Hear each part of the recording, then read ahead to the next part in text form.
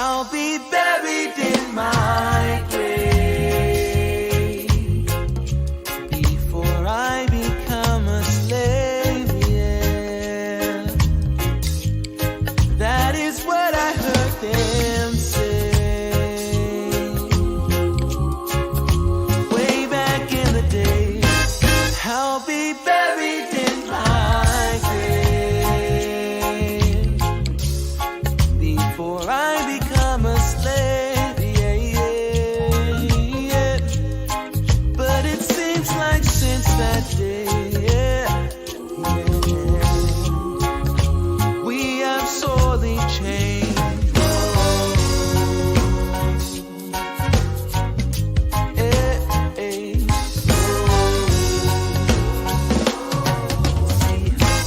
I'll be buried in my grave before I become a slave, yeah, yeah. That is what I heard them say, yeah. Way back in the day.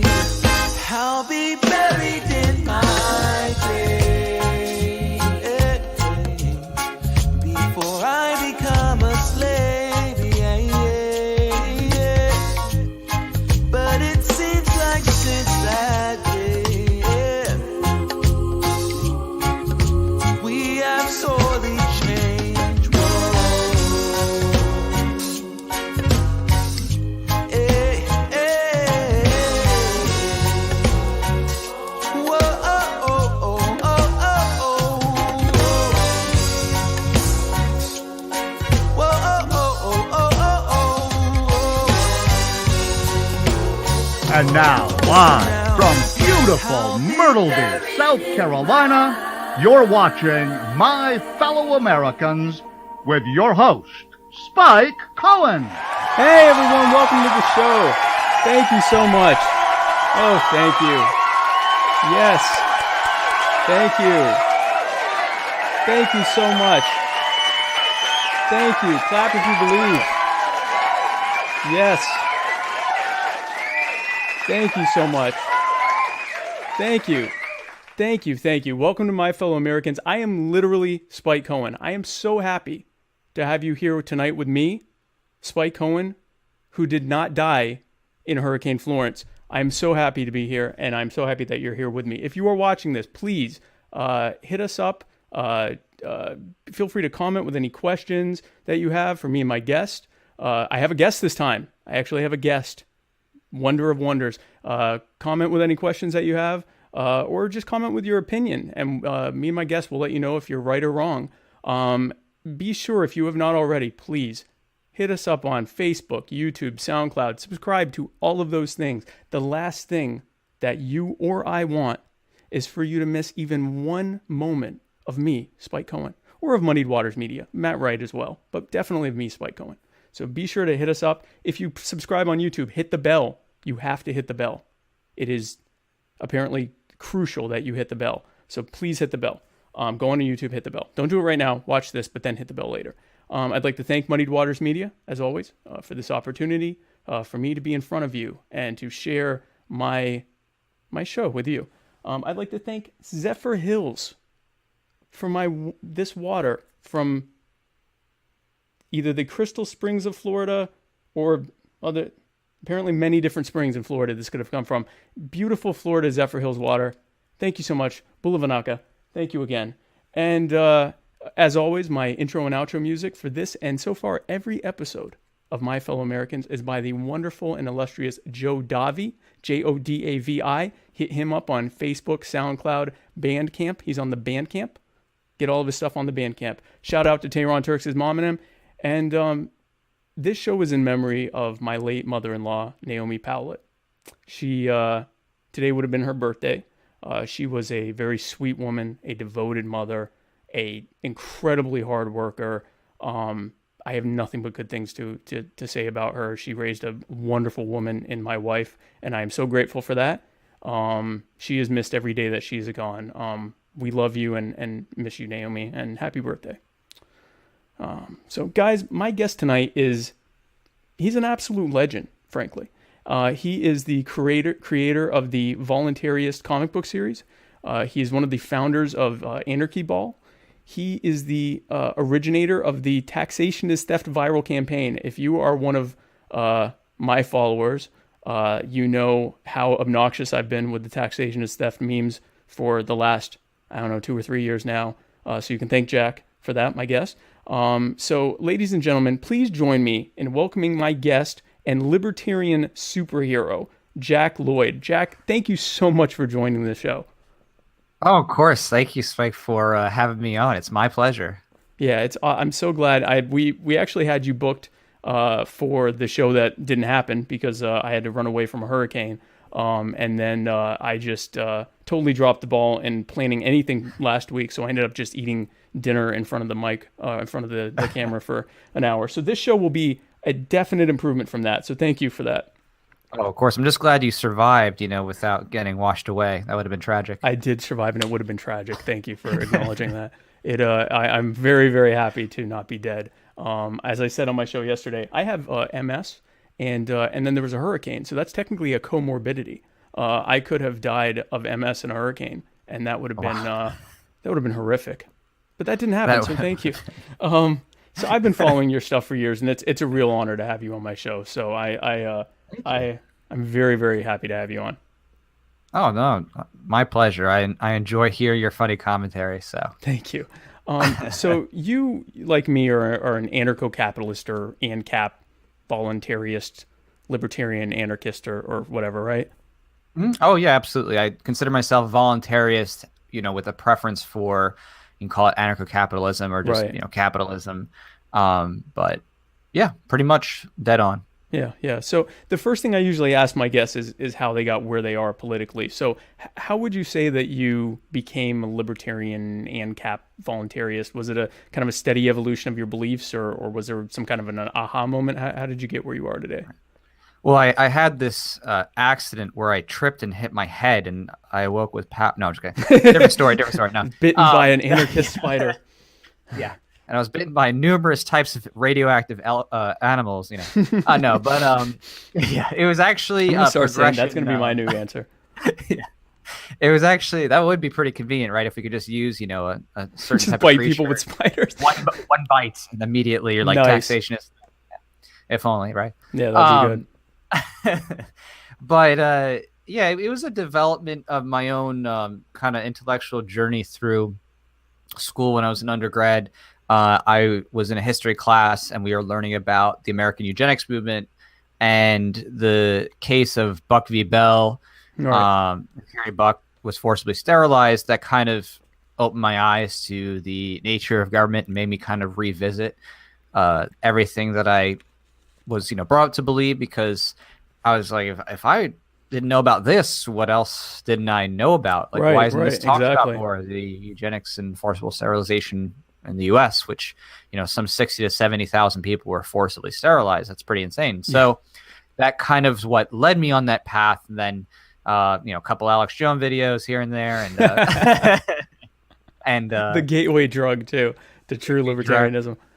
As much as he says some things that are a little off, there's actually a lot of good stuff, especially his older stuff before he went all Trumpertarian. Yeah, pre-2015 Alex Jones is definitely preferable to post-2015 Alex definitely. Jones. Yeah, he's a little nutty, but I mean, a lot of stuff he says is just real history. But yeah, then past that, Mark Stevens with his No State Project, he had a quote there that said, should goods and services be provided at the barrel of a gun? And that kind of got me to thinking at that core step of, oh, wow, that really is what it boils down to. Right. So I realized at that point, to be consistent, I have to make that leap. Because I don't think goods and services should be provided at the barrel of a gun, not by force, So that's kind of a short, truncated version of how that came to be. Okay, cool. Yeah. And that's one of my favorite things. And it's my problem is I keep saving new memes, so I always have to resave this meme. But I like it's like a flow chart that says, without government, who would provide, ... And it says, is this something that's really needed? And there's either a yes or no. And it says government. If it's no, it's government shouldn't be doing things that aren't needed. And if it's yes, it would say then the answer, the next question is this something that you would pay for voluntarily? And if the answer is no, it goes back to, is this really needed? And if the answer is yes, then it goes to, if you would pay for it, then you don't need government. If you're willing to, pay for it. So it's kind of that same thing. If something's actually necessary, we don't need government to get involved, right? Exactly. Yeah, I think that's a Libertopia cartoon that you mentioned too. Yeah. Probably. I've seen a couple different iterations, but it's always a different one because I have to Google provide flowchart because I've got it probably saved 30 times on my phone, buried under various other ridiculous memes. So I'm sure you have a giant meme folder. My meme folder is it is impressive. I wish I could search by name or something. I probably because part of what's impressive about it is the number of duplicates of the same memes that I have because I don't want to go back 6 months ago when I saved it last time. So it's a very impressive meme folder and you've helped contribute to that. So thank you for that. Talk to me about Anarchyball. So that was the first I had heard of anarchocapitalism and seeing other people, talk about it and seeing it on social media. Anarchyball was the first time that I really saw like something that was dedicated to, anarchocapitalism. And so it was a really cool thing for me. So tell me, how did you start that? So I was brought on fairly early. The person who created the ball, Dimitri, had a small group of people. He just kind of drew the cartoon and then went from there. And it was in the beginning, it was just a smaller group of people who were invited to just kind of help produce content. And so Ben, who I don't mind saying, Ben Schnittiger, he invited me into that inner circle. Is way back, I want to say, right at the beginning of 2014 and 2013. Okay. Because of the Voluntaryist comic series. So they saw, that kind of stuff, and they're like, oh, okay. So, they brought me in on that kind of art cartoon binge. Now I don't draw the comics or anything like that. That I work with a team of artists, but I do graphic design. And I do do some things here and there with design. Like I created the original Voluntaryist logo. I did the website, the campaigns, do photography. I've done lettering on some of the comics and some color adjustments and this and that. But okay, cool. That's kind of what led to me joining in from the early days, and then from there, Anarchyball grew. We grew it on up. It grew quite a bit, yeah. Yeah, I mean, went from what was the early stages, in the thousands, and then it started to hit that exponential curve, of growth, and it was pretty incredible because it's kind of funny to think that it's just little silly, you could call it stupid cartoons, but they just hit the point. And a lot of people enjoyed it and kind of, broke down their walls because when it's funny, people are more open to listen to what you have to say. Oh, absolutely. So, yeah. So when it turned it into, away from like a pure philosophy discussion that's just academic and into like, here's some funny jokes or just, comparisons, then people started to be like, oh, yeah, I'll follow the page. And soon enough, like it made actual meaningful change and it became so well known that, it joined the, the wikis on the balls from, starting with Poland ball and so forth. So, right. Yeah. I was going to say, so was Anarchyball the first ball or what? I don't know the etymology of the balls.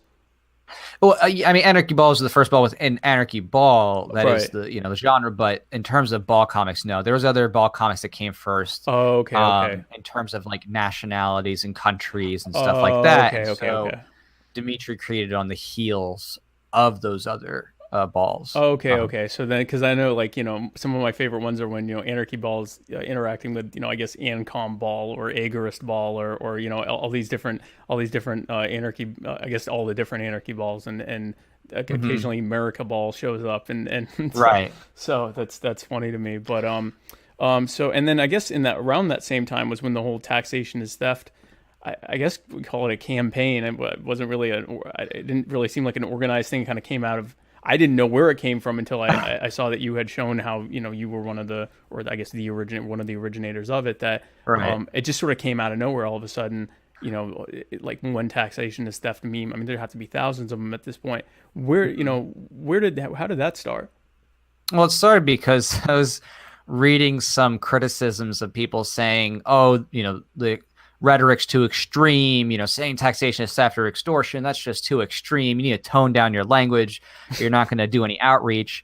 And whenever someone tells you, you can't do Tone this. it down. Yeah, Or exactly. tone it down. Then I'm like, okay, just because you said to tone it down, I'm going to go like times 10. Right, exactly. So that's when I, went and created specific campaign to propagandize and subversively get it out there. And my Right. key tactic there was to inject it into something that someone would possibly pass over it, which is like this, the whatever 5 or 7 things, every child needs to hear. Right. So where someone would kind of like half read it, you know what I mean? Right. People kind of like, sometimes they share stuff without fully, going through because they just think it's, oh, that's cute. I want to, It's share that like later. chicken with soup for regular the people. soul stuff. Right. Right. And so I used that tactic to get that first mass share, that virality that went, something over 5,000 shares, which at that time in Facebook history was significant. Right.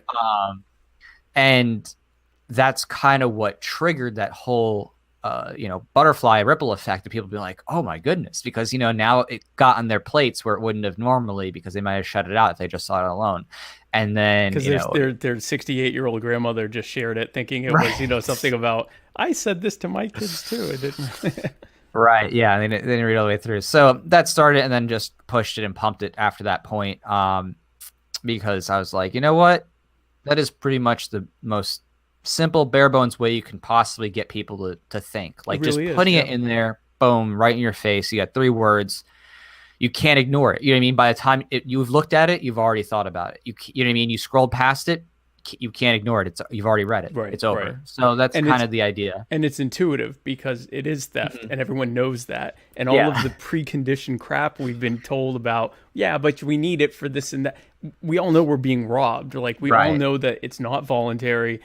There's going to be harm done to us if we don't do it.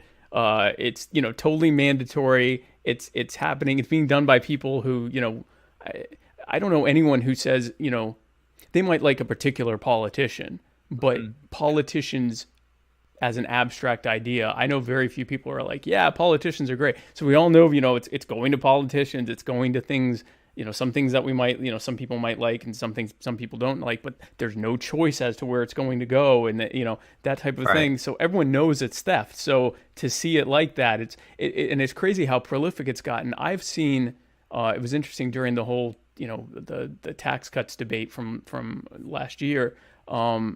I saw so many Republicans sharing TaxationIsTheft stuff. And I'm like, they're not fully there yet. Like there's still taxes they like. And they maybe don't get that tariffs are also taxes and, and border wall adjustment fees are also taxes, but the seed is there and they know it's theft. And the next step is to really, challenge their consistency on that. Like, why do you ever like theft? But it's crazy how prolific that got. Right. Yeah, no, I agree. I was shocked by it as well at how successful it was. I mean, I expected to break through in some new ways and, get out more than before. But I was just shocked at how well it penetrated everybody's minds. Yeah. So it was a good thing though. It was a good penetration. Yeah. It was the good touch. It was the good one. Unlike the unfortunate, circumstances of many other people who keep getting accused of all kinds of things relating to penetrations. Yeah. Well, my whole thing with that, and I was going to talk about this later, but we can revisit it. People are focusing on this thing. Did Brett Kavanaugh do this? Did Brett Kavanaugh do that? And I get it. Like, it's important to know if someone did something like that, if they're going to have a lifetime appointment where they can control our lives.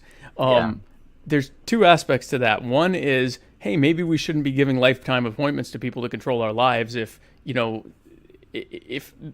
fact that they could have been an aggressive frat boy can end up hurting us for the rest of our lives and the rest of their lives. And then B, the second part of that is, okay, great. He may or may not have done this. Let's say he didn't do it. We do know that he's perfectly fine with the government breaking into our homes and, whenever they want to and invading our privacy whenever they want to. And I mean, this probably sounds a little edgy, but I would say that Brett Kavanaugh as a judge, as a Supreme Court justice, can do far more harm to us all in aggregate than he could do to any single person in a room. Like, I mean, a lot of people probably aren't comfortable with me saying that, but it's true. Like That to Right. me matters more than did he do this or do that. If he did this or did that, then he is or isn't a terrible person. But regardless, I don't want him in charge of me.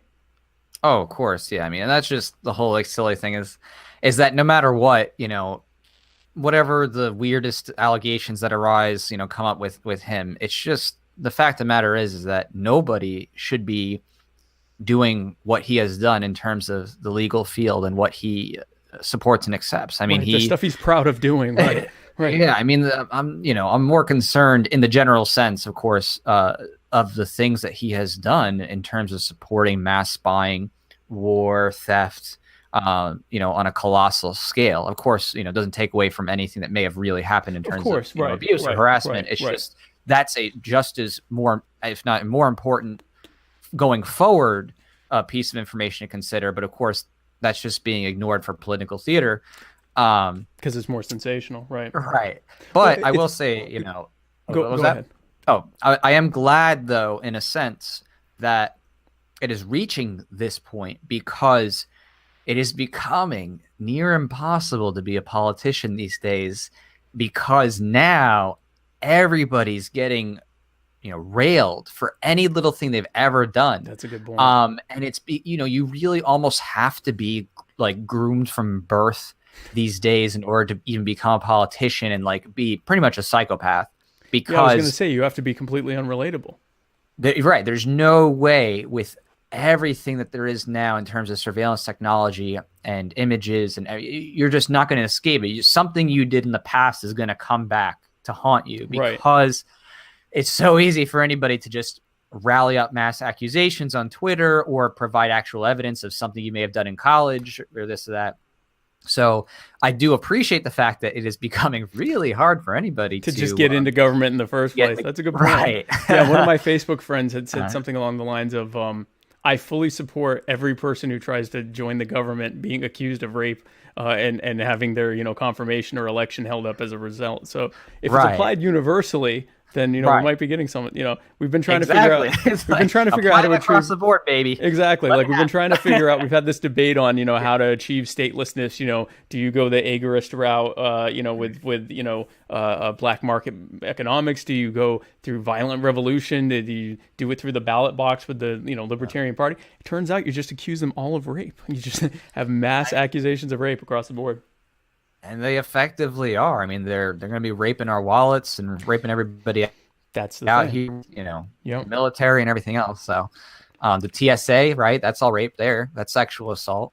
Supporting and creating the DHS system of security theater is literally mass sexual assault. It is. It is. That's real. Yeah, no, it is real, and it's victim blaming too, because they're like, well, you were the one that wanted to get on the plane. Right. Which is really different than saying, well, she dressed like that. You know what I mean? Like it's like, okay, but you don't get to touch my genitals because I wanted to get on an airplane. Like that's, my genitals are not a bomb and they're no threat to you. So it's kind of crazy. It is. It's a desensitization and predictive programming is what it is. And I actually did my doctoral thesis on abolishing the TSA. So I really am intimately familiar with how just destructive and corrupt it is and how evil it is. But yeah. Well, there have been, I don't remember numbers, but there have been a lot of people who have been exposed as sex offenders that have joined the TSA.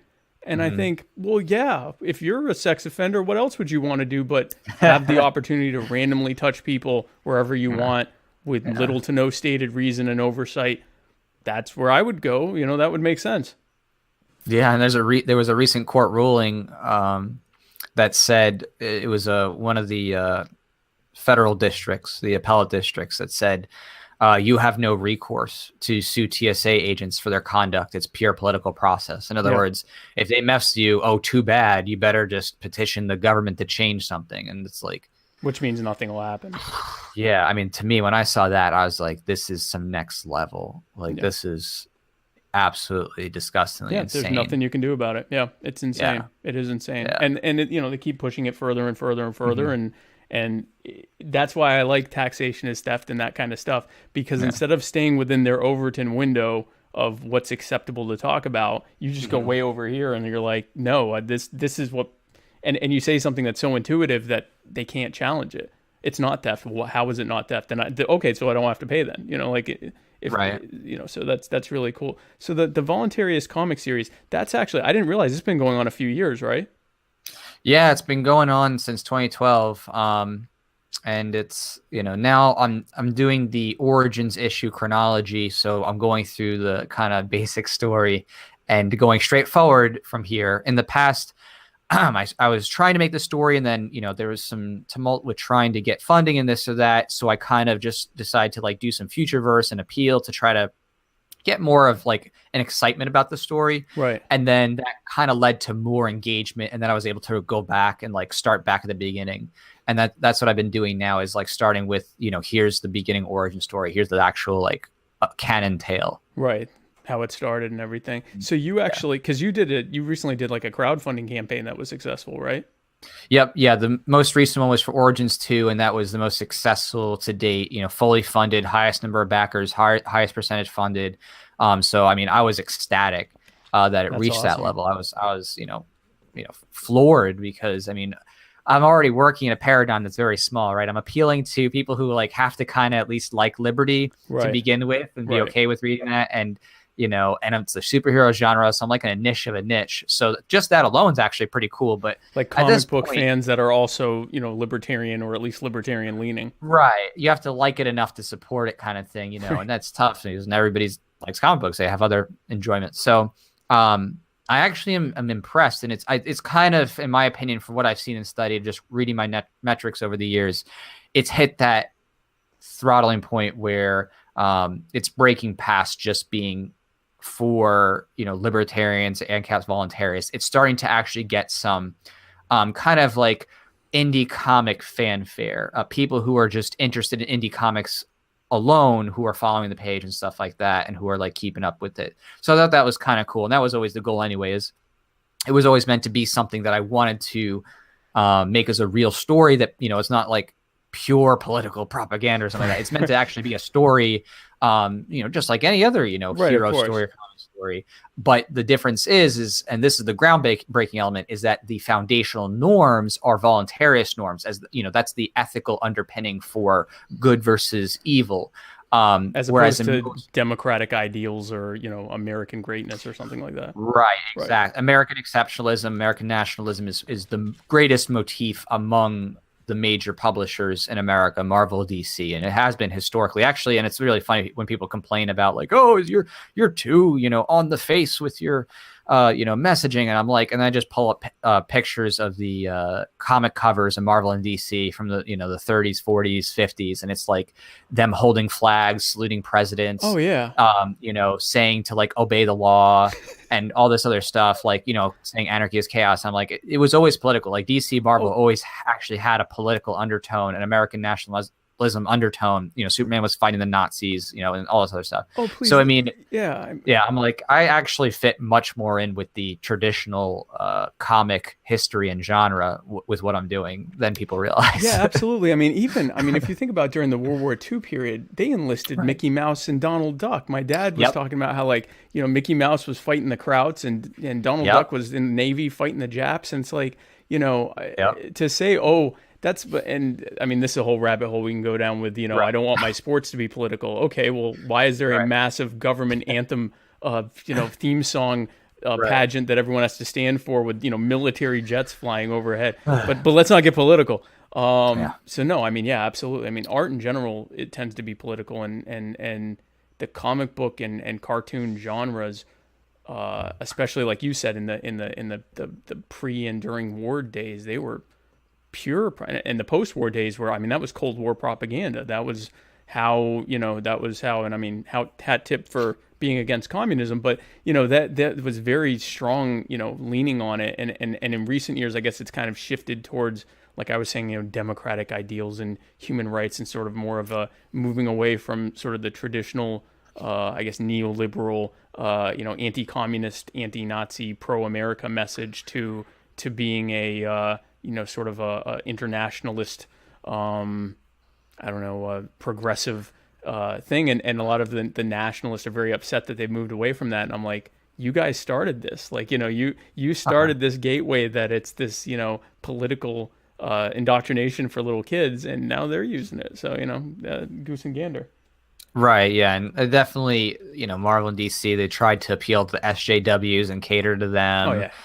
And, it flopped because I mean, it was just stupid to begin with, thinking that, if you just change a couple of aesthetics, that's going to, like, suddenly make your story great. It didn't, Right. enrich the character development. It didn't make the plots more intricate. It didn't, make a higher sense of, like, justice in the story. All it did was an attempt to, like, let's appeal to everybody so they like it. But it's like, those are the people who you didn't like to begin with, so it didn't matter. And that's why there's been so much reactionary comic books coming through the pipeline, and especially on Indiegogo. You can actually look. There's several, like, 80s style, like, before PC culture comics that have been put on there in a response, an anti-SJW response, and they've gotten stupid money. Like, I mean, I look at it with a little bit of envy because that's not my goal. Like, my goal isn't just be like, I'm an anti-SJW. I'm like, my goal is about, like, the universe and the principles. But I look at it and it's just like, it's pure reaction, because everyone's just like, why do you think you have to, like, give someone pink hair, make them fat, and a gay Muslim to, like, suddenly, you know what I mean? Like, fat gay Muslim Captain America. Like,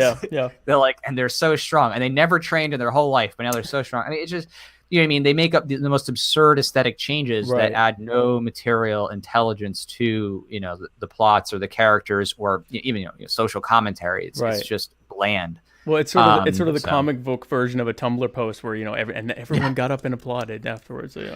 So exactly.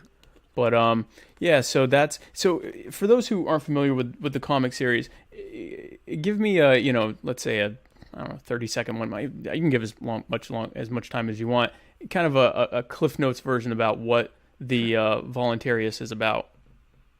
Well, for the next 5 hours, I'd like to. No, I'm just kidding. No, so, like, the next 30 seconds, I'll describe it. So basically, the idea is this character, Jack Lloyd. He is the protagonist of the story, and he ends up being affected by a certain cosmic event that leads to radical changes in his body. Okay. And while this is happening, the government was planning on doing a type of false flag situation to try to enslave humanity once and for all, because basically people at large, thanks to the internet and culture, have really started to meaningfully resist government. It's become popular. And so they're looking for the one last kind of, like, Reichstag style thing to coalesce support of the government and then clamp down on people and really go after those who are promoting liberty.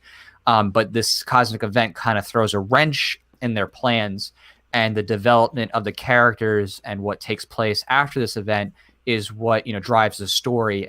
Basically they're trying to fight for liberty as the government is trying to enslave humanity once and for all in a true kind of totalitarian society, like you'd imagine with, China's social credit system and all it kind of, totalitarian control. So, like, sort of like a one world North Korea type of thing where statism is completely taken over and there's this one last bit of resistance that's trying to fight it.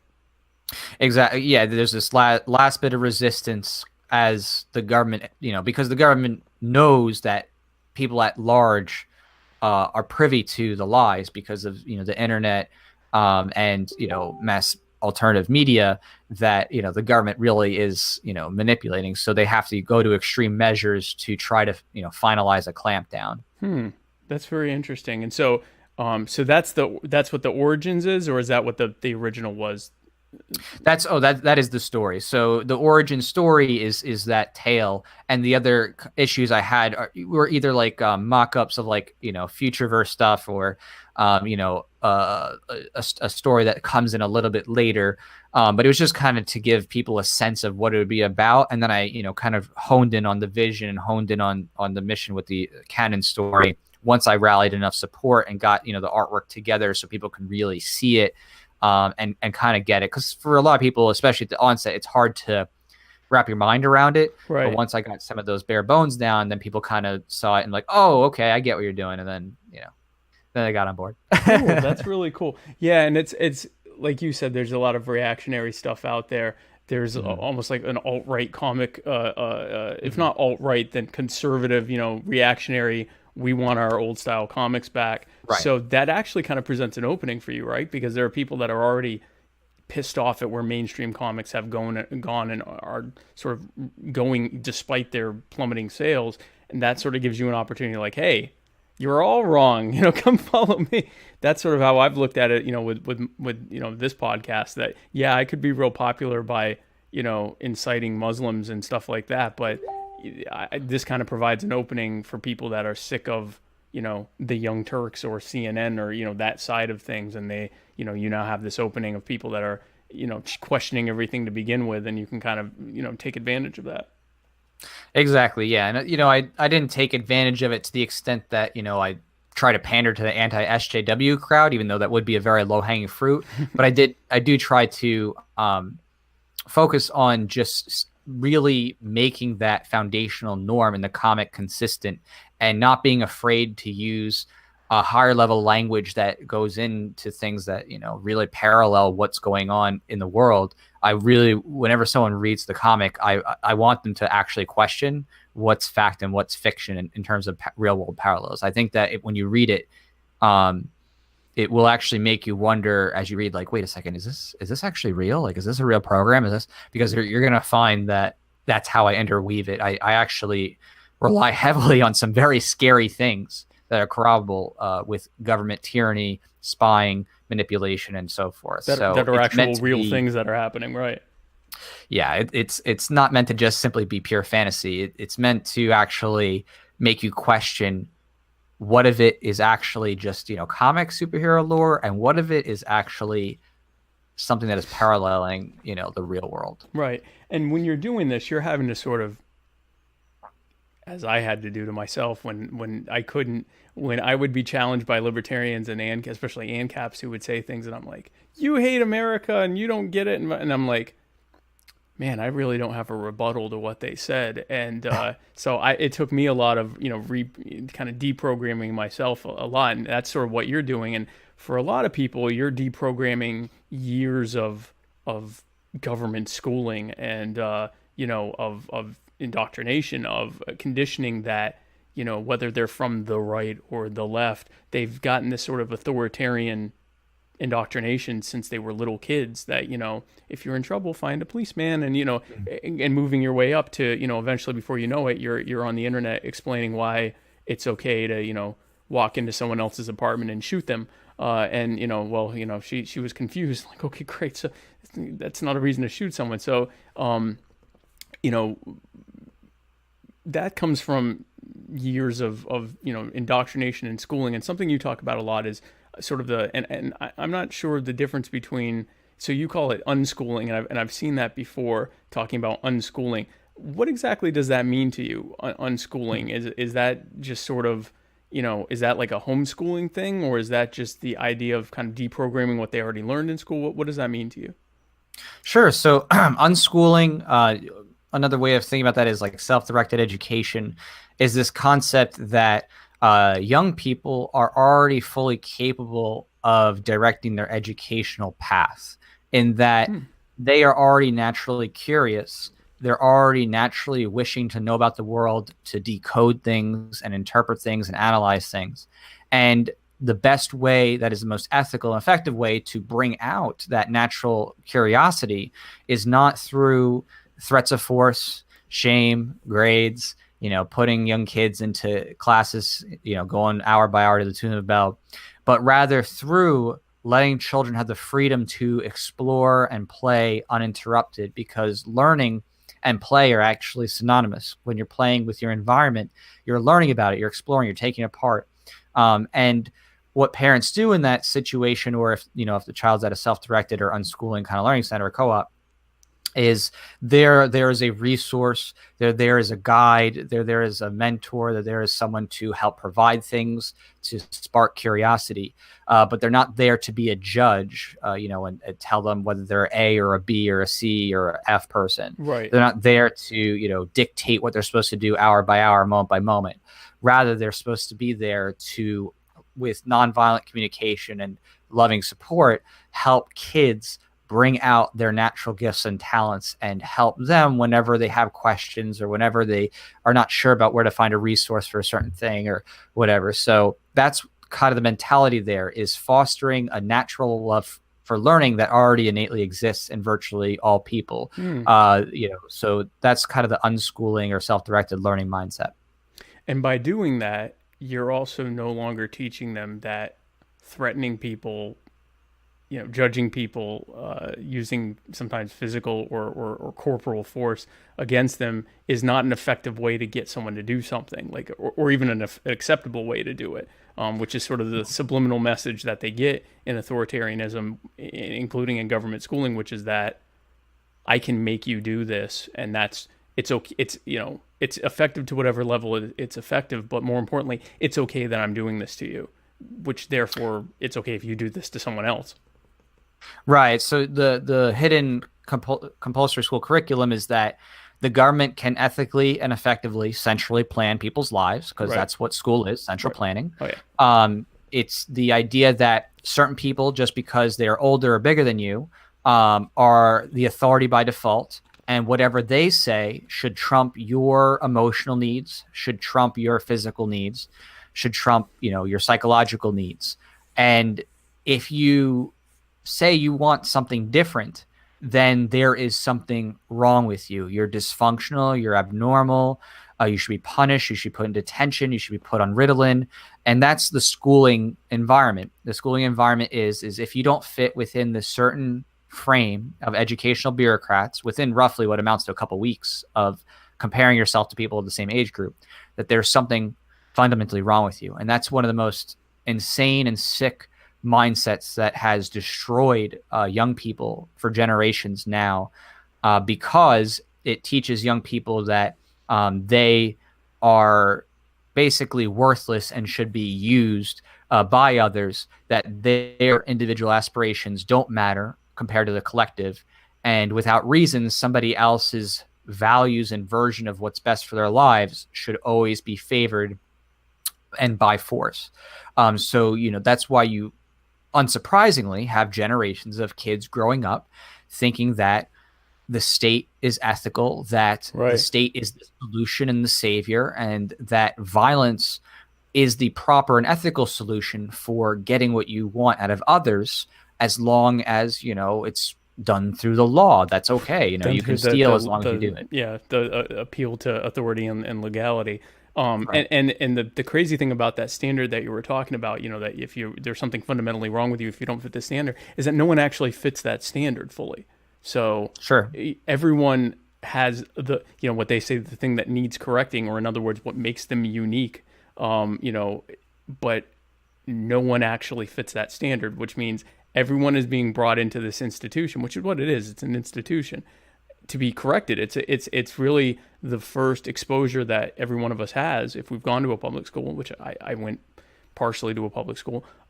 It's our first exposure to the idea of state corrections, that when something is wrong with you, it is good and correct and right for you to be corrected, and by force against your will, which just feeds into the next concept, which is, and if you're really incorrect in the future, we put you in a prison, and now it's like school, except you can't leave, and you don't get to leave, but it's the same thing. We have a very rigid structure that we make you live within. In school, it's from say 8 to 3:30 or whatever the times are. Although that time continues to expand how long you're actually there. Mm-hmm. In prison, it's every day for however long we say you have to stay there, and it's sort of that kiddie introduction to imprisonment. Right, and yeah, it came from the Prussian model, which was meant to help train obedient soldiers, and brought over to the U.S. by Horace Mann, and used to instill. At the time, it was a mixture of statist values and a certain blend of Christian values, but fundamentally, distilling it down, it was about obedience to the ruling authority, whoever that was, and whatever their values were. So, that was the idea, is that, they wanted to have people who would come out and be able to sort them by rank, and that effectively translated to who is the most ready to die in subservience to the state, or later on, to working for whoever was an industrial power, in the early 20th century. So, that's what the model is for. Like, that is the intent and the purpose. And it's not only was it never a moral model to begin with, but now it's also an inefficient model. In the age of the internet, the internet wasn't really a thing that people were using prolifically until I was something like 13 years old, 12, 13 years old. But even before that, I remember thinking like, okay, if I can go to a library and find all this stuff out, why do I have to sit in school? Why do I need someone who, and down here our schools were not very well performing. So often I'm thinking, okay, this teacher, I'm, let's say 8, this teacher I already know is not very intelligent and is basically been hired to sit here with us. Why are we doing this? And of course at 8, you assume, well, these are all adults. Clearly they, this is for my own good. But even then I was wondering, by high school, I mean, I barely made it through high school because I was fully checked out of like, none of this makes sense. There's no reason for any of this. I already know more, like I may not know a lot about, calculus because that didn't interest me, but like I knew more about history than my history teacher did because that was something that interested me. And at that point they're like, well, it's not like you can have a calculator at all times.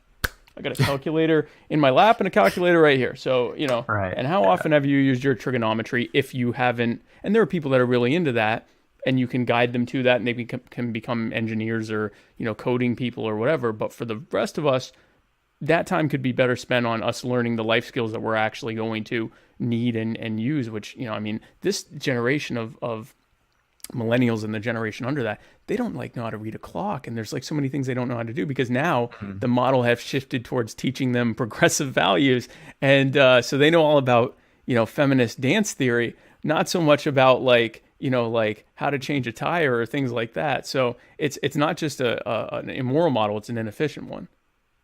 Right. Yeah. I mean, and there's certainly, as you just know, different changes taking place, as technology is rapidly advancing. And I see this still, I work with young people and, many of them are losing an ability to write, even in, standard form, not script, Right.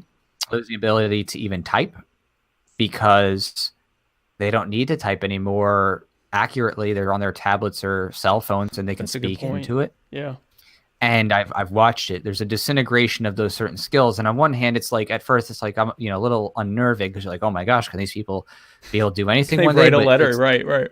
Right. But then it's like, you have to realize that many of these things are part of technological transition. It's not a bad thing. It's Right. just people are changing how they communicate. No different than someone being a curmudgeon because, I used to have to write in script with an inkwell, and how dare right. you quickly type on a computer instead of write, professionally with your ink and mail it through the mail. I mean, and that is the mentality that keeps people regressed more than anything, is Right.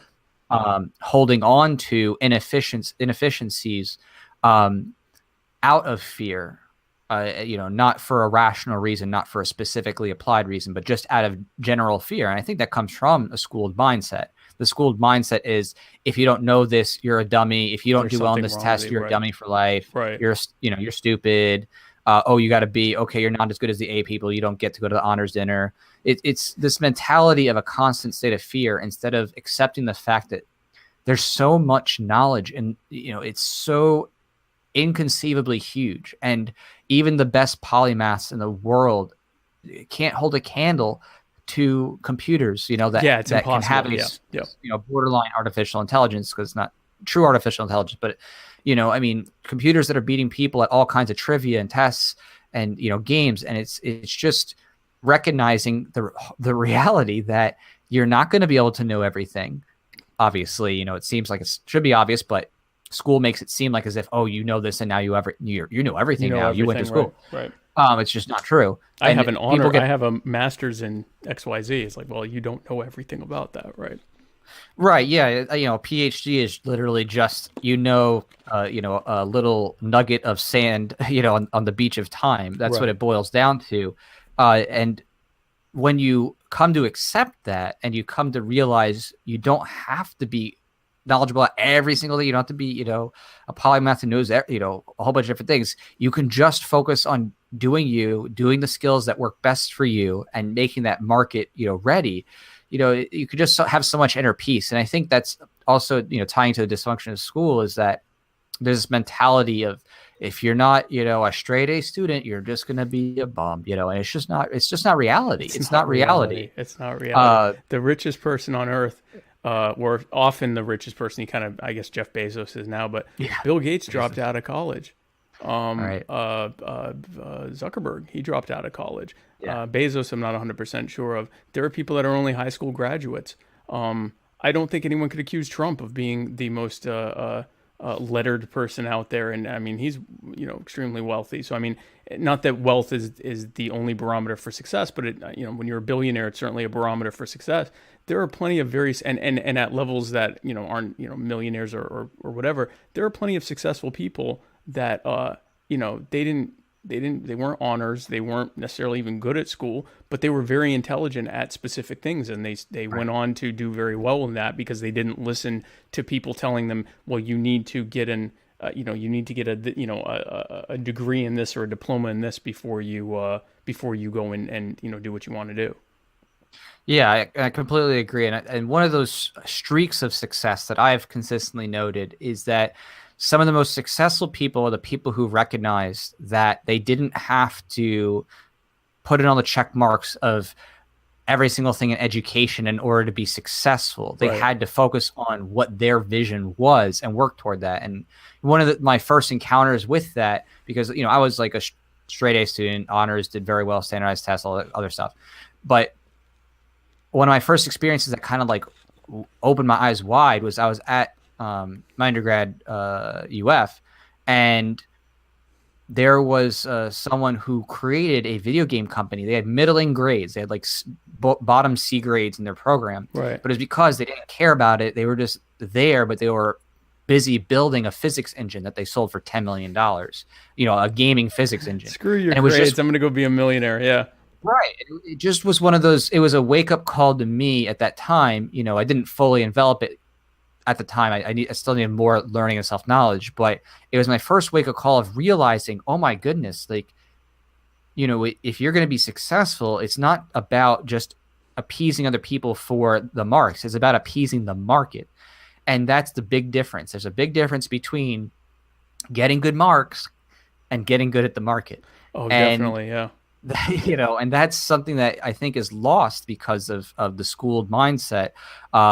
And, it's not like it isn't valuable to like learn certain pieces of information about life or math or whatever. It's just that if you think, oh, if I just go to these classes or if I just, passively go through and just, get some degree or liberal arts degree, that success is just going to come to you on a silver platter, you're lying to yourself. It's because lie. That's not what makes most people successful. I mean, you might be a good employee for somebody if you have like straight A's and honors in college, and you might land a job or something, but it's not gonna be game changing necessarily for you. You have to have a continued learning mindset. You have to have a passion for wanting to succeed on your own terms, and that is crushed in school. Absolutely crushed. We look at most young people. I mean, look, how many trillions of dollars is the student debt bubble now?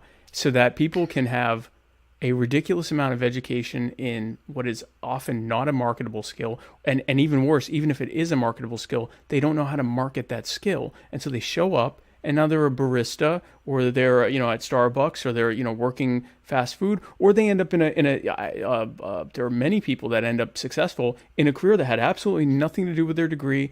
They're paying off their degree and being successful in something that they could have started years before, having never gone to college. At this point, the only things that it seems like it makes sense to go to, a traditional college are things that are where it's required by government for you to do that. Like if you want to be a doctor or a lawyer or something like that. If you want to be a doctor, you have to do these things in order to be a doctor, which is an indictment of that requirement, because if that's the only reason you're going, if you can become a doctor, when I was diagnosed with MS, I routinely go sit in front of neurologists and talk more intelligently about MS than them, even though they, went to school for 8 years. I studied my illness and continue to study my illness because obviously it interests me to know, how to possibly, stop it or at least, live with it better or, stop its progression or whatever.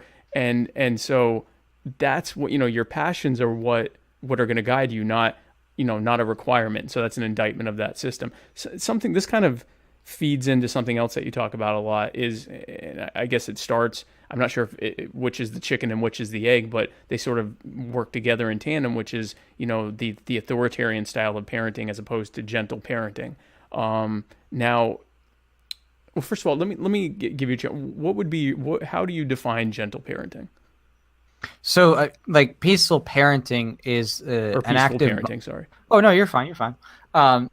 So peaceful parenting is an active mindset of looking for connection with young kids, instead of looking for judgment, and looking for punishment.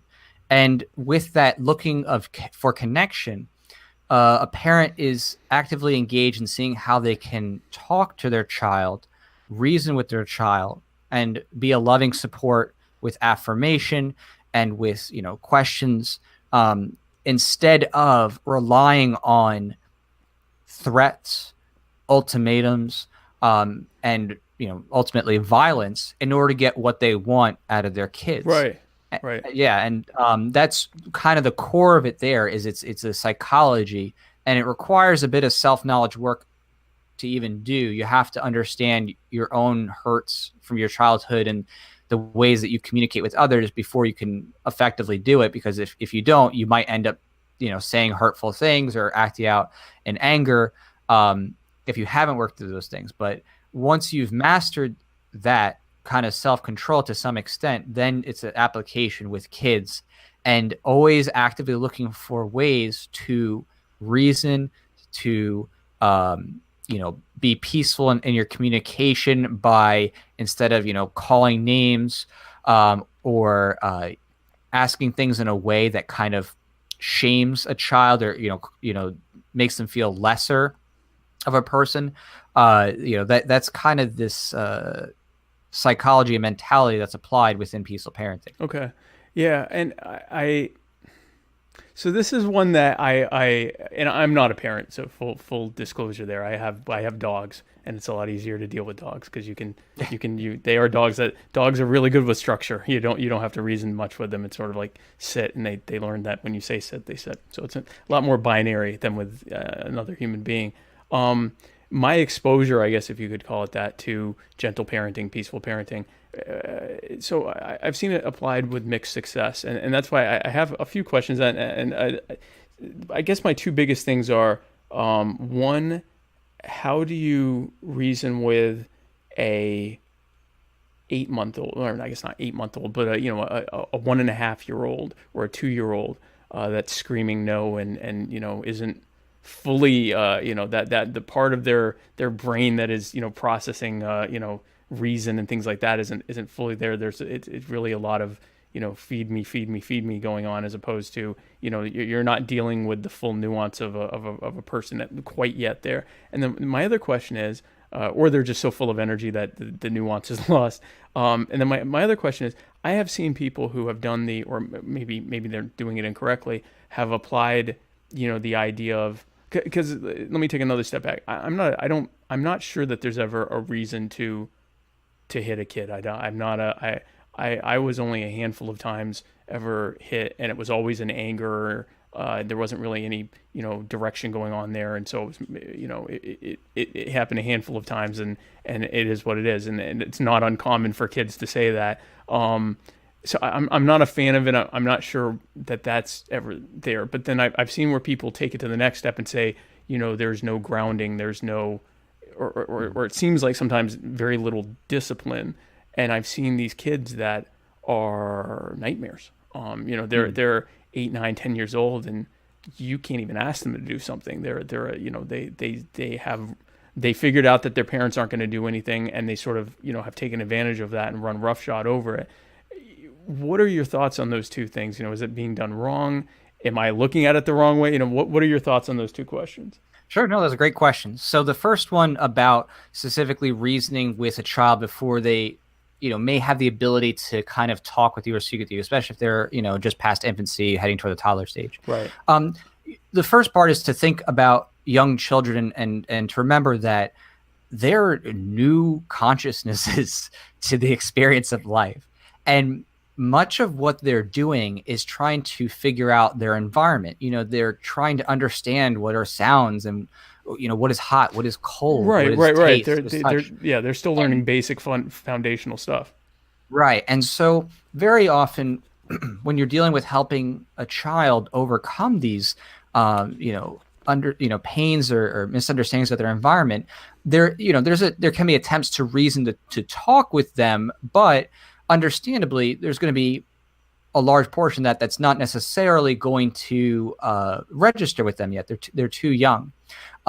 So the question is, compared to what? Well, why would somebody hit a small, helpless child? There can be attempts to understand why you're hitting to begin with, and who's just trying to understand their environment. So to me, that there'd be no reason to even be doing that to begin with, but rather to, as a parent, be aware of what's happening with the child and look at the environment. Look what came before that, sound wise, food wise, event wise, because sudden changes to a little kid's environment can be very startling. And so that's a matter of patience, and that's a matter of if a kid's crying, obviously you don't want to ruin other people's lives or experiences with crying kids. That that's annoying, it's rude. So you have to be prepared to take them out of whatever environment is, and gently calm them down with love and affection and affirmation. I think it's very sad that many parents unfortunately rely on hitting these little helpless kids. I've never been to silence them. It's really tragic. But it's often because they don't have the tools.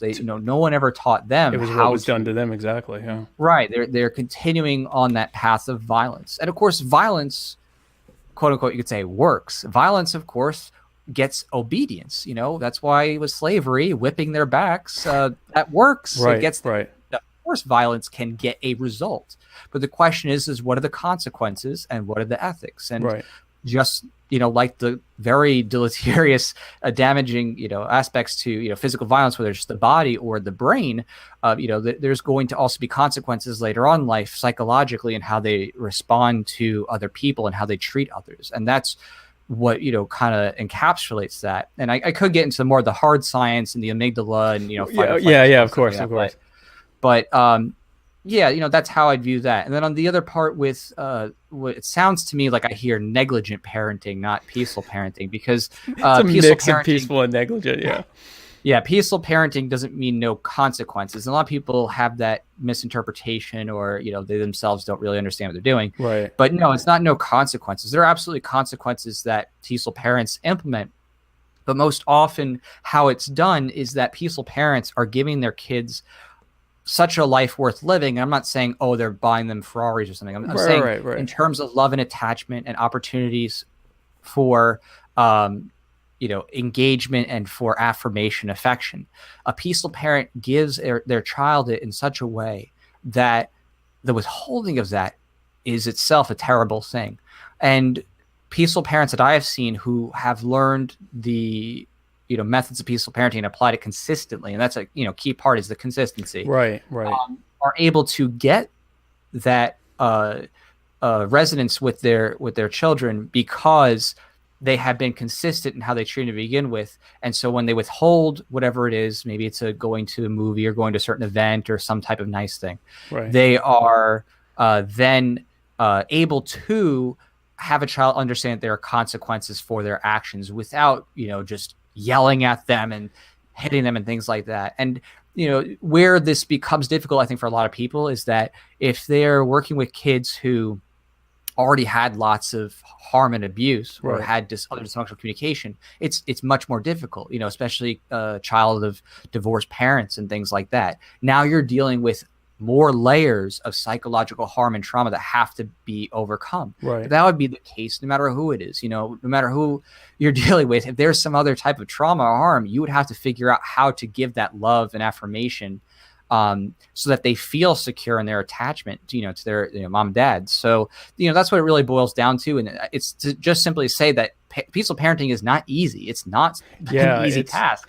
It sounds like you're breaking yourself down a little bit before you ever even get to the kid, because you're having to deal with why you would even have that reaction in the first place. Why would you react angrily to this, as opposed to recognizing what the kid's going through and calmly correcting and or removing from, because that was my question. I'm thinking, so with peaceful, kids about to walk up to a stove and touch it, you pull them back and say no, right? Like, or you're not just Right. well, he's living his life. Like, I mean, there's obviously boundaries and not necessarily physical removal, but there are times where, especially at the younger age, where you're having to kind of maybe stop them from doing something and then explaining what's happening, as opposed to knocking them over because they were getting near the stove. Right, and that's all. Like, it seems like obvious maybe to like principal voluntarists or ANCAPs, but Right. these are all common concepts that you expect with property rights anyway. You know what I mean? Right. Who owns the stove? Who owns the street? Who owns the road? I mean, Right, if right. you're stopping your kid, grabbing their hand before they touch a hot stove, I mean, it's your stove. You're stopping, them from touching it. It's not a weird thing. Right. But there's, of course, a stark difference between I'm grabbing a child's hand in the moment to stop them from about to touch a stove and burn themselves. And I'm going to now spank you so you don't touch a stove, the tactical McNuke approach to stay away from my stove. And I've had this conversation with family and all this other stuff, and I've seen the tendencies that are there because of past abuse to want to rationalize, I need to hit them so they don't do it. But I've also seen how, when it's done properly and effectively in kindness, parents have been able to just simply go with their little kid and have them come close to the stove without actually touching it. Be like, see, and they say the words hot, and the kid feels the heat without getting burnt. And they get it. They understand that. And that's how you build an intelligent kid. I mean, my gosh, do you want a kid, you know what I mean, who just understands things through, I'm going to get beat or not get beat, right, fight exactly, or flight? yeah. Or do you want them to be like, they explore their environment and they understand words and make associations? I mean, if you want a bright kid, that is the way to do it. Right. So because they're reasoning, they're learning and reasoning with themselves and figuring stuff out, as opposed to like, I'm not doing this because I was told not to and I don't want to get hurt, or I was threatened that something bad would happen if I did this. Like, for the longest time, I was told, I brought up the stove thing. I was told by my dad that because I was a stubborn kid, I was told if I touched the stove while the burner was on, I would die. Just die, not burn, you just die. And so it took, it wasn't until I want to say, and so I didn't touch the stove, understand? And I wasn't scared of the stove, and I'd use the stove and whatever. It wasn't until I was like 13, 14 years old, and I had that thought because the stove was burning. I thought, wait a minute, you're not going to die. Like, but it was so, when you're told that at 5 or 6 or however old I was, it really stuck with me. And it took me a moment. I'm like, yeah, you wouldn't die. You'd burn and it would hurt you and you might have to go to the hospital or something like that and, get an antibiotic or something. But you're not going to just drop dead because you touched the stove. But, it's stuff that gets ingrained when you're that young. It really sticks with you. So I can imagine for someone that got hit a lot. And I'm in the Deep South. I watch, especially grandparents, they just beat the brakes off their kid over sad. And then the alternative seems to be parents who have just checked out and let the kid run around wild. And it's like, man, it seems like those are both examples of what not to do. Like, you can't let the kid run wild without giving them an understanding that they don't have yet. And at times having to actually, correct them and remove them. But you also can't go back to, the feudal times where you just beat them senseless because they, crossed a boundary or asked you a question or something. So that makes more sense to me, because I've seen people who say peaceful parenting and then they'll say like, well, you never say no to your children, or you never, you don't tell your children they can't do something. You give them options, and it's like, okay, that can definitely work, but there may be times where they don't want those options, and it's a 1.5-year-old, so he doesn't tell you what option he wants. He just runs to go do the thing. And so it's good to hear there is some level of, boundary there, but it's a gentle boundary, and it's one based on their best interest, not on anger that they're daring to do the thing. Right. Absolutely. Yeah. So so thank you for explaining that to me. And again, it does sound like before you even try this, you really need to get into yourself on what's triggering that kind of reaction to begin with. So that's good. The one last thing I want to talk about before I give you the chance to give your final thoughts and plug everything in, I tend to end all of my shows with bashing communism and socialism. Because we here at My Fellow Americans and at Muddied Waters Media in general, we believe that communists and socialists are actually slightly worse than wild hogs, because even though they're all violent squatters, the pigs at least take care of their families, and they have tusks, which are awesome. Who doesn't like tusks? So I want to talk to you about this.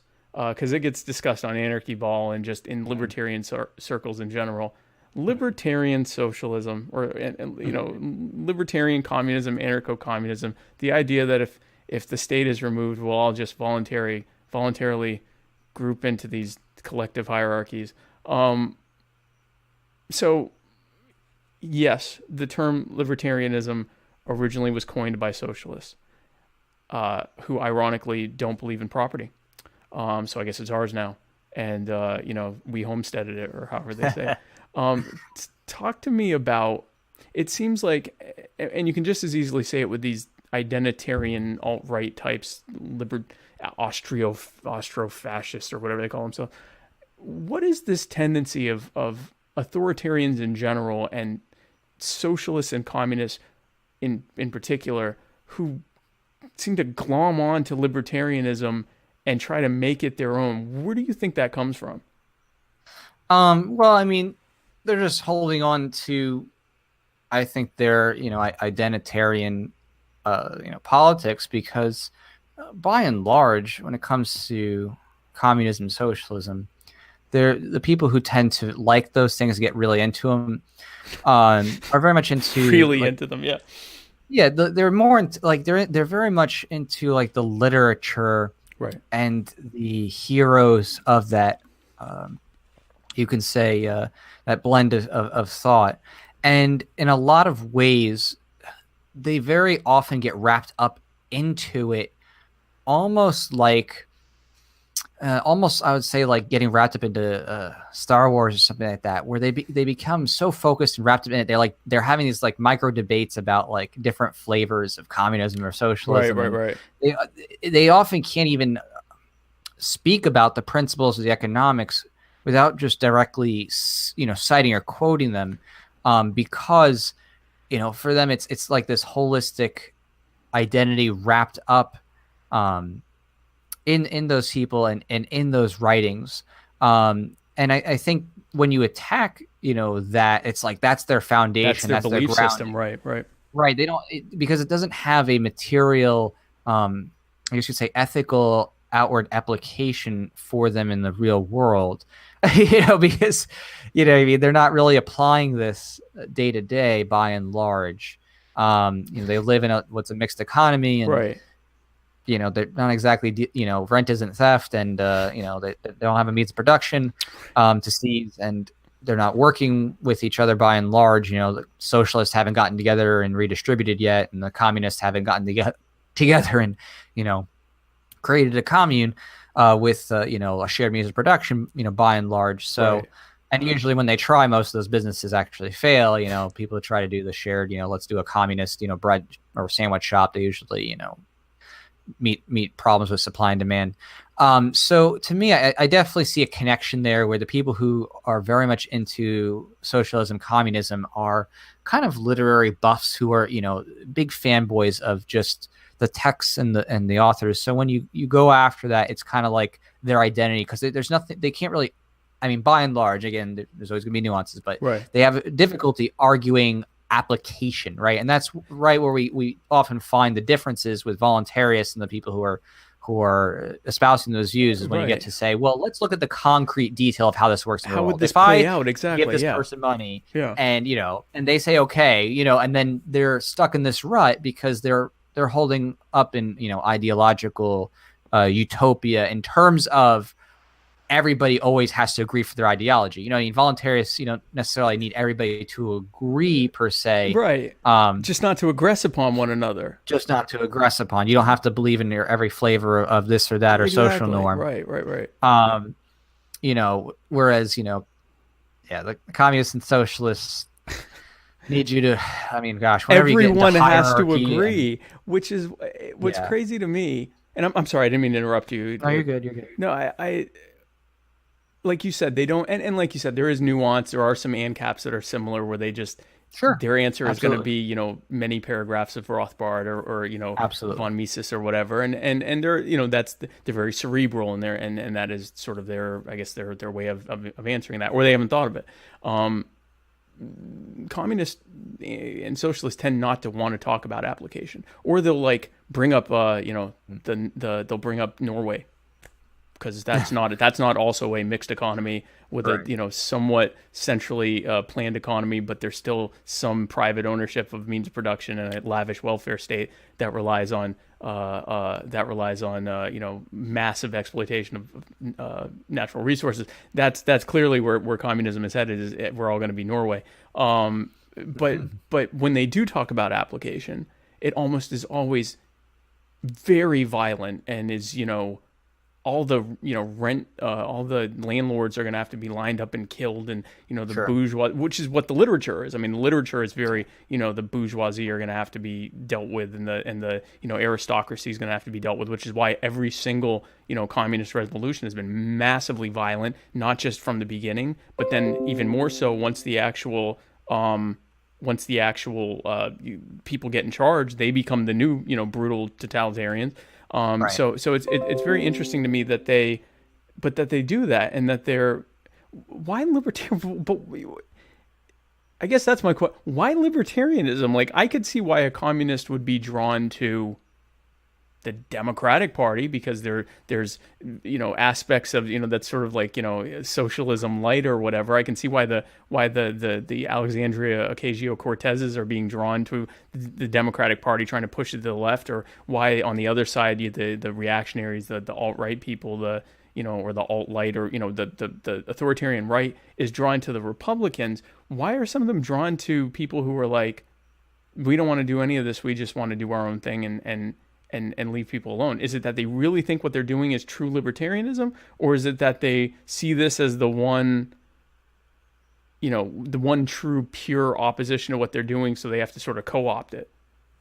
Oh, yeah, I would say the latter. I mean, there are some, of course, who are like, yeah, I'm a libertarian socialist. I wouldn't actually apply rentist theft through violence. Right. I would, want my own community. But no, from what I've seen, by and large, it's the same old, same old. It's just Right. people who are trying to co-opt, and like with any ideology that is, a robust extreme to the mainstream culture, it's very much like religious fervency for a lot of people, where they go through dynamic changes very suddenly, and they're like really excited about it, and then the next moment they're changing their tune and going in a different direction. I've seen that time and again. There are very few people in that vein who stick around for long without ending up coming back full circle, become a tanky or whatever, because you sort of have to, right? Like, I mean, you have to become a tanky at some point. With those views, it is a extremely violent ideology in terms of what they consider necessary for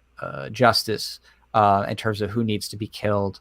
Whereas, anarchocapitalism or voluntaryist are a little bit more passive in that regard, where, I would say that hopefully this is fairly characteristic from what I've seen it, I would say, but we're more interested in dismantling the power structures that are murderous. We don't want more people dead. We don't want more bloodshed. We want just the wars to stop. Right. And It's not about vengeance. Right. Yeah. It's not about, it's not about vengeance. It's not, by and large, absent people who actually were murdering people, it's the focus is actually about how do we curtail those structures of what are actual forms of institutional violence and mass murder. Right. So, I think that's a big difference. And I think a lot of people end up flaking in that vein because they get very fervent about it, but they haven't been grounded ideologically. And then once they finally push up against the grain of, well, let's actually walk through step by step what you actually believe. Let's get out of the books for a moment and these other authors and generalizations of bourgeoisie and proletariat. Let's actually walk through and let's talk about the specific actions of what you imagine. When you get up there, it gets pretty gnarly when you mean it, and suddenly that voluntary action's not really voluntary, and he's oppressing you just by virtue of having stuff, and then he can't carry on his back, which is very ableist, by the way, because they're like, oh, well, if you can carry it, what if I can't carry it? I have MS. I can't carry, I right now I'm doing pretty well, thank God. But, in the future, if, I've met people with MS, they can't carry anything. So what, they can't own anything? Do they get to own their wheelchair? They're in it. Oh wheelchairs carrying them. Like, if you have two wheelchairs, that's now private property. Now we're going to seize the second one. No travel wheelchairs. Only the one wheelchair, which is there isn't a lot of wheelchairs in communism or food. Or food. One thing I asked them, and it seems to flummox them, like, how do vacations work? Are you ever going to go on vacation? And if so, where are you going to stay? Are the proletariat going to just create these, massive unused, multi-dwelling facilities that people can use for no reason at all in particular? Like, I mean, how does this actually work? And it's like you said, they tend to not want to do that and instead fall into, counter memeing, which is always weak because the left cannot. Right. The left can't. So it's sad to watch, but I think they come from. Some of them don't, but I think most of them come from a good place. They've probably seen a lot of poor people being exploited by rich people, and understandably they're against that. And I think they're not recognizing that in a free market that happens less because people aren't stopped by the state from finding the better alternatives, because they aren't forced into state mandated and state sponsored banking systems. They're not forced into there aren't massive barriers to entry into different markets, so that it's a lot easier to have competition, and you can't use the state to create regulations that make you into a de facto monopoly.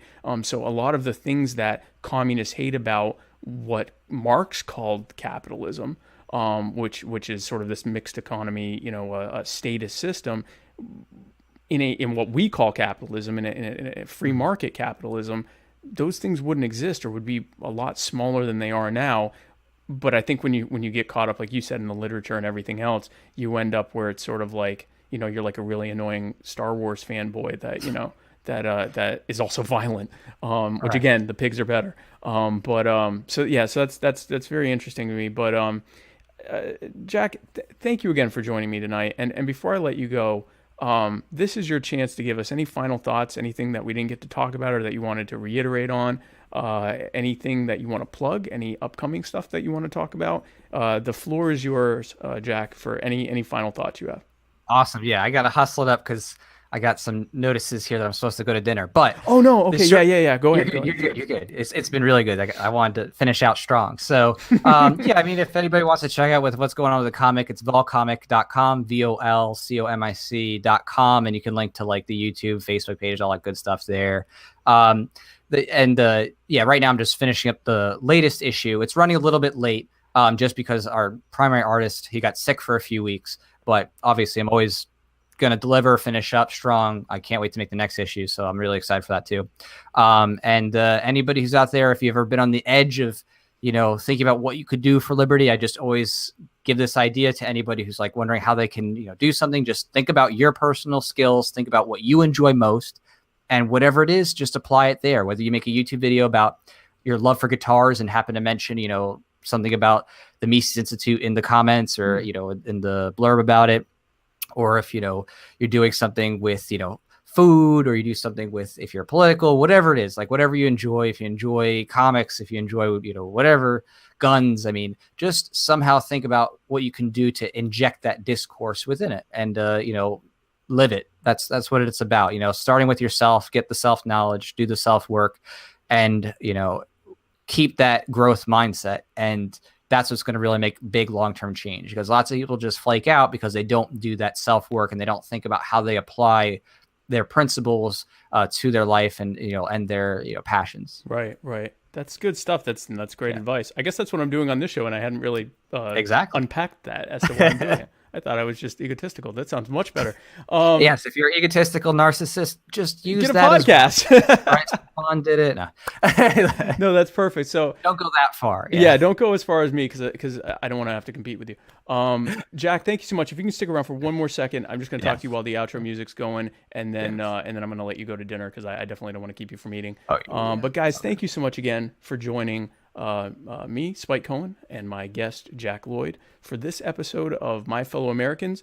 Join Muddy Waters Media tomorrow on the Writer's Block, where Matt Wright will be interviewing Alex, I think, Snitker, who is Alexander Snitker. Alexander Snitker, who is, see, Jack, no, thank you, Jack, who is currently the executive director of the RLC, the Republican Libertarian Coalition. Yeah. Anyway, yes. The RLC. Florida. And so if you're curious what the RLC means and you don't believe what I just told you, be sure to tune in tomorrow. But again, on behalf of myself and Jack and Muddy Waters Media and My Fellow Americans, thank you again for joining us, and we will see you next week. God bless you.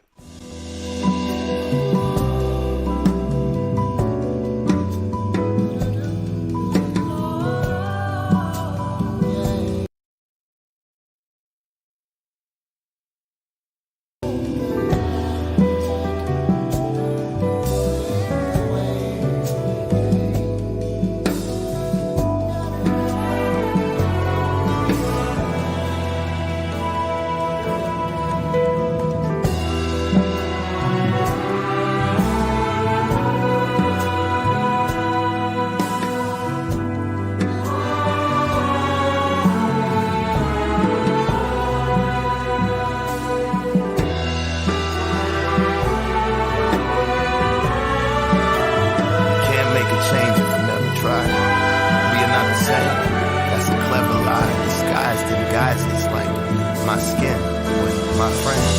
In reality, you are my kin, though I view the world through another's iris. If you slide in my kicks, it might fit. We might just unite and come together, become hybrid, at the least slightly like-minded. Indeed, the life I've lived brings light to kindness. All you need is a sign. Put a cease to the crimes. Put an ease to the minds like mine. Sometimes darkness is all I find. You know what they say about an eye for an eye in a time when the blind lead the blind. Who am I to deny I would cry when a loved one dies? I recognize that body outside, bullet holes in the body that was alive. Now confined to a chalk outline. Find out how, but you never know why. It ain't even make it to the news at 9. It ain't even make it to the news at 9. That's my